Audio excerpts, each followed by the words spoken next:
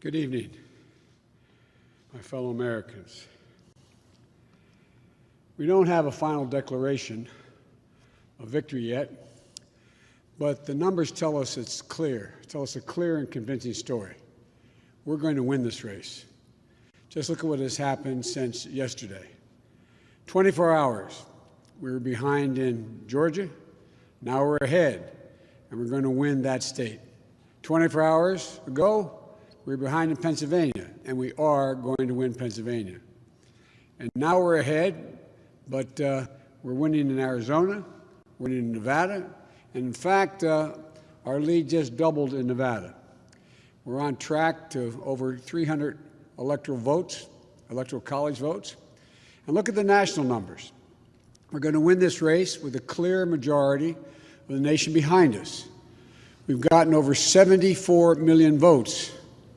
Let me repeat that, 74 million votes. That's more than any presidential ticket has ever gotten in the history of the United States of America. And our vote total is still growing. We're beating Donald Trump by over 4 million votes. And that's a margin that's still growing as well. One of the things I'm especially proud of is how well we've done across America. And we're going to be the first Democrat to win in Arizona in 24 years. We're going to be the first Democrat to win Georgia in 28 years. And we've rebuilt the blue wall in the middle of the country that crumbled just 4 years ago. Pennsylvania, Michigan, Wisconsin, the heartland of this nation.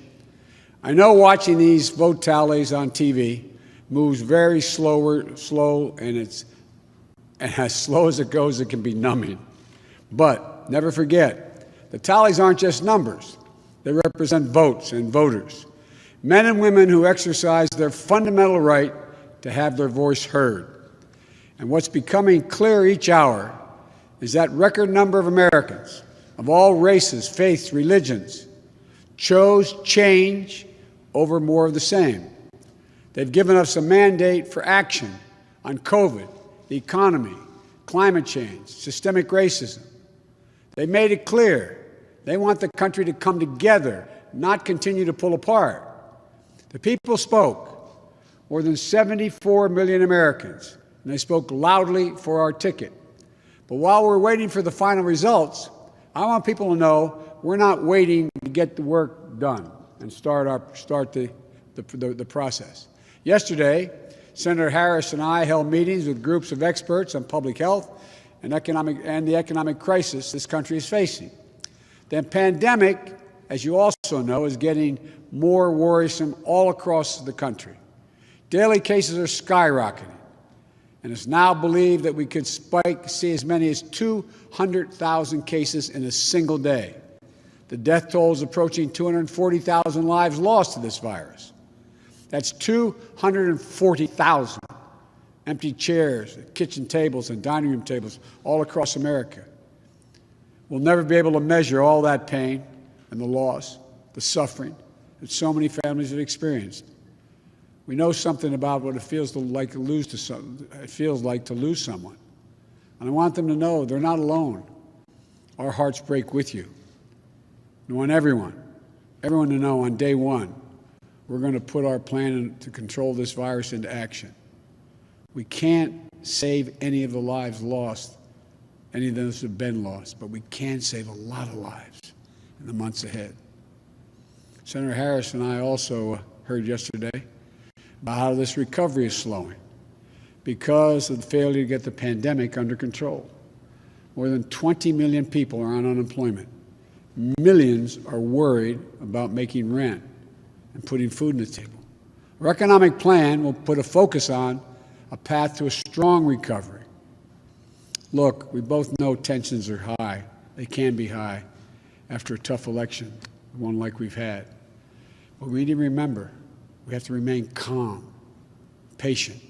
Let the process work out as we count all the votes. You know, we're proving again what we've proved for 244 years in this country. Democracy works. Your vote will be counted. I don't care how hard people try to stop it. I will not let it happen. The people will be heard. Our journey is toward a more perfect union, and it keeps moving on. In America, we hold strong views. We have strong disagreements, and that's okay. Strong disagreements are inevitable in a democracy, and strong disagreements are healthy. They're a sign of a vigorous debate, of deeply held views. But we have to remember, the purpose of our politics isn't total, unrelenting, unending warfare. No, the purpose of our politics, the work of the nation, isn't to fan the flames of conflict, but to solve problems, to guarantee justice, to give everybody a fair shot, and to improve the lives of our people. We may be opponents, but we're not enemies. We're Americans. No matter who you voted for, I'm certain of one thing. The vast majority of almost 150 million Americans who voted, they want to get the vitriol out of our politics. We're certainly not going to agree on a lot of issues, but at least we can agree to be civil with one another. We have to put the anger and the demonization behind us. It's time for us to come together as a nation to heal. It's not going to be easy, but we have to try. My responsibility as president will be to represent the whole nation. And I want you to know that I'll work as hard for those who voted against me as those who voted for me. That's the job. That's the job. It's called the duty of care for all Americans.